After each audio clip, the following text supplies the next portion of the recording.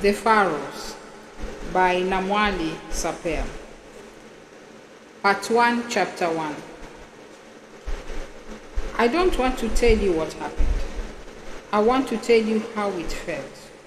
When I was 12, my little brother drowned. He was 7. I was with him. I swam him to shore. His arms were wrapped around my neck from behind, his legs on my back, his chest on my back, his knees pummeling my thighs. At first, his small heavy head was on my shoulder, and he breathed in my ear. The occasional snort when water came in. His head bounced. My shoulder ached. His hands were knotted at my collarbone, and I held them there with my hand, both so that he would let go and so that he would not choke me. With my other hand, I pushed the water away. We had gone to the beach for the day, just the two of us, alone, together. This was allowed. This was our whole summer. Our family lived in Baltimore, or in the suburbs, really, a place called Pikesville. When June came and set us free from school, and set my father free from his job, teaching chemical engineering at Cartonsville Community College, my mother was a painter, so she was always free. We would drive 3 hours down to Delaware, to a town near Bethany Beach, where every year we rented the same narrow gray house with a skew porch out front. Every morning, after breakfast and cartoons, my brother and I would leave our father to edit his articles and our mother to dab at her paintings. Wayne and I would change into our still damp swimsuits, and I would pack as Capri Suns and Lunchables from the fridge. We would walk along the roads, cutting through a gap between the fancier houses to reach the beach. My mother had told us that the gap was called No Man's Land, which Wayne misheard and took to mean it belonged to a man named Norman. We'd sneak quietly through No Man's Land, then tromp over the boardwalk and flip-flops knocking against it, and find our favorite spot on the shore, which was marked by clumps of seagrass. Wayne was a nutty brown, a scrawny creature, a good kid. He played so hard, as if play were work. I was too old to play, so I watched him play and helped sometimes. That day, I buried him for fun's sake. We dug a shallow trench with cupped hands like dogs, like gardeners. The top sand was cane sugar, the undersand brown sugar. When the trench was big enough for, he tumbled into it and I packed the sand onto his body, patting it over his hands and over his bony knees, under the fluorescent sun. He lay still as a magician's assistant. He asked me to cover his head with our straw hat and I said, "No, you will suffocate." He flinched, as if to grab for it himself, then remembered that his hand was buried. Too late. The mound of sand over it had sprouted a crack. He glanced at me. I patted the sand back flat. After a moment, he said it again. He mouthed, "Cover my head." I touched my sandy finger to his sandy cheek. "Close your eyes, Wayne," I said, and placed the straw hat over his twitching face. I had stolen that hat from a fruit vendor before Wayne was born, when he was still in the womb. Our mother, pregnant and craving, was buying a pair at a stand at a farmer's market. The hat was rolling at the fruit vendor's feet, like tumbleweed. It beckoned me, and so I picked it up and put it behind my back, switching it quickly to my front when we turned to leave. My mother did not notice until a block later. She twisted my earlobe till it stung and hissed, "It's too late to give it back now, you little twit." Although our family had owned the straw hat for many years now, it was still too big for either of us kids to wear. We use it for carrying things instead. Its leather chin strap serving as a handle. We had used it today to bring lunch in the tower. Now it swallowed his head completely. You are a dead Mexican, I giggled. Ole, he muffled from under the hat. I mean cowboy, I said. Ahoy. That's a sailor. There was a pause. Hee-haw, he said. I didn't answer. I didn't laugh.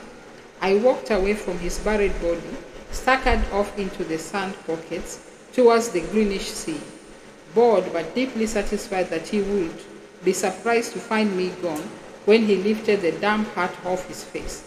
My time to trick him for once. My toes were already wet by the time he realized I was gone.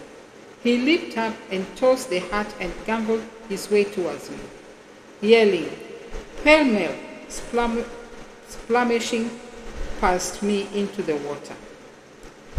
I watched his bronze back vanish, then retreated and sat beside the empty trench with my arms around my knees. There was no one else around. It was bright and hot, the end of summer. Then the clouds came and lowered. The wind rose. The waves rose. Dear Wayne, you swam into the furrows. At first you did not know it because you were under the surface and you faced down as a swam, staring at the vault of the sea below. Then you felt the sky darken above you, a shadow passing, and when you came up to breathe, you were suddenly inside them. The great grooves in the water, the furrows, on either side of you, those whirling sheets of water, they form along their edges, sharpening like teeth, on either side of you. The furrows chewing, cleaving deeper. They ate you up. You were alone out there, and the world took you back in, reclaiming you into the endless folding. He was joyful and swimming, and then he wasn't. I ran in. I swam to him. I reached him, and we grappled some until he managed to get on my back and wrapped his arms around my neck. I held his knuckles in my hand. I turned and swam us to shore. He dragged me back, halfway to the beach. His small, heavy head began to beat against my shoulder in an unreasonable way. That was the word I thought, unreasonable, a word our father would say. I knew to hold my breath and dive through the waves like our mother had taught us. But what about Wayne? Did he remember to dive, to hold his breath? There was no breath in me to ask or remind him.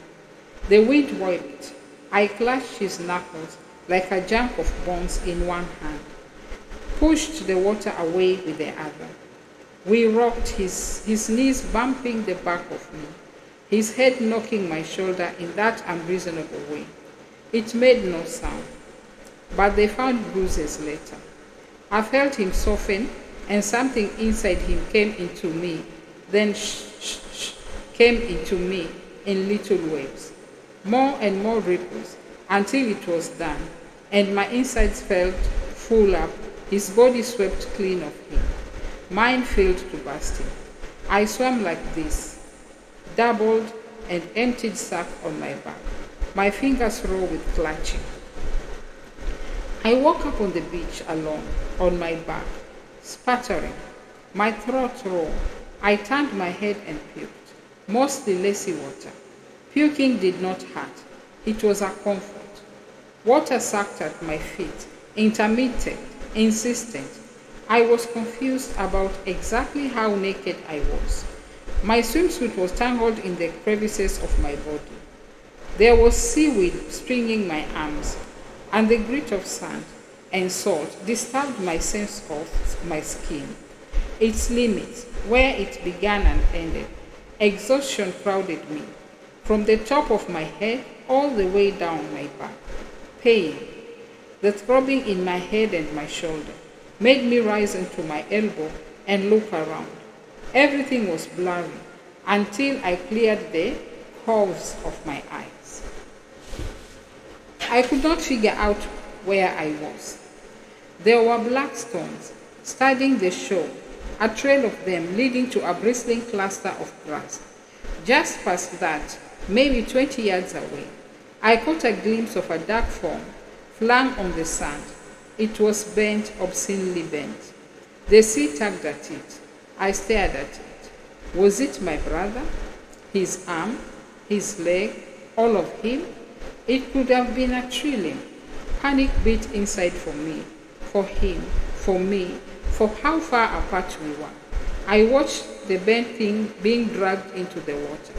I watched it disappear into the sea's frothing mouth.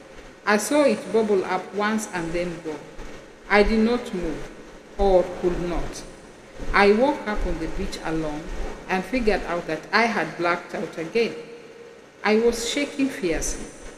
I turned to look out at where I had seen my brother. But there was nothing but smooth sand now, and those stones, dotting over it. I tried to get up, but I could not. I curled slowly onto my side. Grinding grit all over me. Rain came and went. Waves came and went, shouting hoarsely at one another. I don't know how much time passed, but when I opened my eyes, there was a head blocking the gray sky above me. A bizarre alien head, too big. I recognized the shape of our straw hat. Was this man wearing it? For some reason, I thought that if he had found our hat, then my brother, whose body I'd seen rolling in the surf, must truly be dead. Where's Wayne? I asked the man. The man turned and pointed to where I'd seen that bent form. Then he shook his alien head and yelled into the wind, which ate the words right out of his mouth. He leaned closer. He was white, in his 40s or 50s, wearing a sky blue canvas windbreaker. I remember seeing his lips form the word home, and how he mimed, gestured of politeness. Can I touch you? Expressed with a questioning look, before he lifted me up. I remember the steady leverage under my shoulders and knees, then a heavy, tottering momentum over the sand. The rain pattering my face, the wind gurgling my ears. The man put me in the back seat of a car. My eyes opened briefly when he asked where I lived, and I saw the light embedded in the roof. A square. The storm was loud, then quiet. He had shut the door. He drove to the address I'd given. I knew we'd arrived because of the cold and the noise that came in when the car door opened. Time started again, and my father came in through the front door, snapping an umbrella shut with a burst of rainy spray. He saw me sitting alone at the bottom of the stairs, wet and sandy, trembling in my swimsuit, my shoulders draped with a stranger's windbreaker. Hey baby, rough out there. You got caught in it? He smiled and frowned at the same time. Where is Wayne? Later, he said I told him what had happened. It must have been incoherent, inconsistent, perhaps self-contradictory. I have since pieced together, for example, that in the early days, I did not always mention the bent thing I saw being pulled into the water, and what I said about the windbreaker man varied enough with each telling to rouse suspicion. I don't even remember that first tale. The next thing I remember after the stairs is being in the bathtub, hot water around me, the air above me feverish with steam. Goosebumps came and went. There were muffled shouts or loud whispers beyond the bathroom door, which shook whenever another body entered the house downstairs. The blow-dryer lay on the floor next to the tap, its shape like a head with the longest pout imaginable, its mouth kissing toward the blue windbreaker, and my swimsuit, which was still wet and gritty and looked like something strangled. There was sand everywhere, eddies and sprays of it patterning the grayish tiles. They left me in that bathroom for hours, it felt like, though I'm pretty sure now that it was actually less than half an hour. I watched the steam percolate the air, watched and did not notice the exact moment it disappeared. The water drowsed over me. Then there was a boy made of sand standing beside me. I was dreaming. I still have vivid dreams, but I had never seen such a thing. I vaguely suspected that I'd slipped into some kind of hallucination from the exhaustion. The boy was empty. I mean that the sand he was made of was so grainy, so patchy. I could see right through it. He did not speak. He grinned, and his cheeks crumbled. I wanted to fling my hands at his head. I wanted to make that grin bigger, emptier. I wanted to grab the blow dryer and smash it into him and turn him into chunks on the floor. I wanted it to be over and done. I felt something knocking around in me, like I was a sack now too, or the sand beneath which I'd buried Wayne on the beach. This was a new feeling, this inner stretch in every direction, the beginning of a yawn that never ended. I inhaled deeply, held my breath, slid down under the water, and lay still. The sloshing bath water popped roundly into one ear, then the other. Quiet down here, hollow. The boy made of sand crumpled up into the air and hovered like a shadow over the water. Sand fell off him, plopped into the water, and sank toward me, threatening to muddy me. I shut my eyes and began to count. I pictured the alarm clock in my bedroom, its screen a black rectangle across which spindly green limbs formed, segmented numbers. Switched its leg from left to right to become 3. A dance at the knee. 5 grew another leg to make 5. Then A lost a leg to make 9. I could hear my heart thudding to the count. 13, 14, 29, 31. The numbers sped up, flashing behind my eyes. 53, 52, 35, 91. I settled up out of the water and gasped. I blinked around, heaving. The boy was gone. Someone was banging on the door. That was the thudding sound, not my heart.